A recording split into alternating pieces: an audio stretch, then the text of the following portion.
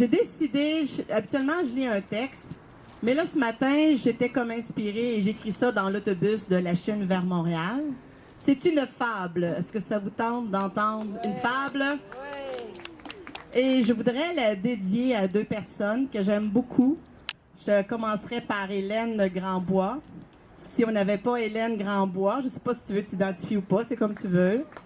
Si on n'avait pas Hélène Grandbois qui a commencé toute seule la dénonciation des électrochocs, on ne serait pas là aujourd'hui. Merci, merci Hélène. Je t'aime Hélène.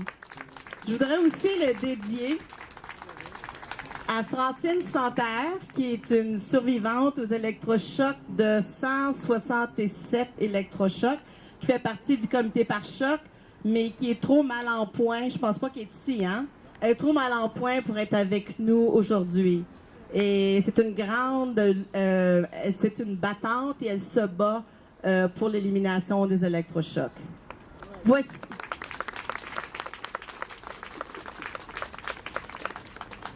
Voici cette fable. L'histoire des vieilles et mystérieuses machines à électricité. C'était en l'an 2218. En quelle année? 2218. Parfait, il y a 2218. Le débat faisait rage de nouveau dans les médias intergalactiques. Des chercheurs avaient découvert de vieux articles qui disaient qu'on administrait des courants électriques dans la tête des personnes il y a 200 ans. Impossible, disaient les uns. Possible, disaient quelques-uns. Il y avait des lustres qu'on avait cessé d'avoir besoin de ce qu'on appelait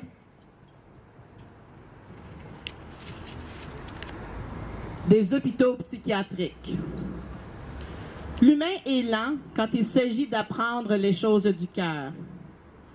Avec le temps, on avait appris à écouter les personnes qu'on disait à l'époque malades, des patients psychiatriques. C'est drôle, en les écoutant, on s'est mis à voir les choses différemment. Pas juste voir les personnes différemment, nous voir différemment et à voir la société différemment. On s'est aperçu que quand on faisait une place pour tout le monde, on s'est aperçu en guérissant les violences dans nos cœurs, dans nos familles, dans notre société, quoi?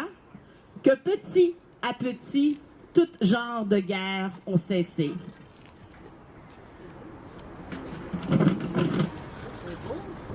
Les guerres, tous les genres de guerres ont cessé parce que nos cœurs n'étaient plus blessés.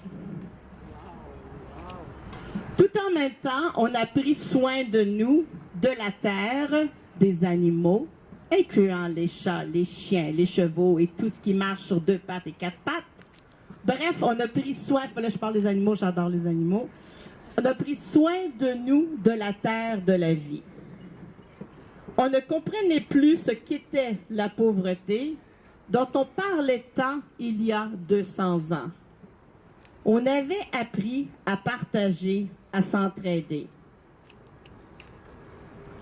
Tout n'était pas parfait en 2218, mais la spirale destructrice avait été stoppée.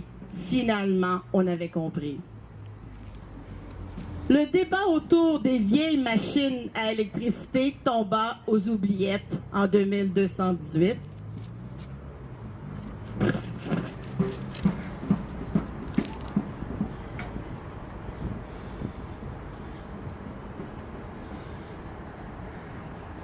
L'énigme, le mystère ne put être résolu en 2018 car on ne pouvait pas imaginer qu'on puisse passer des courants électriques dans la tête des gens.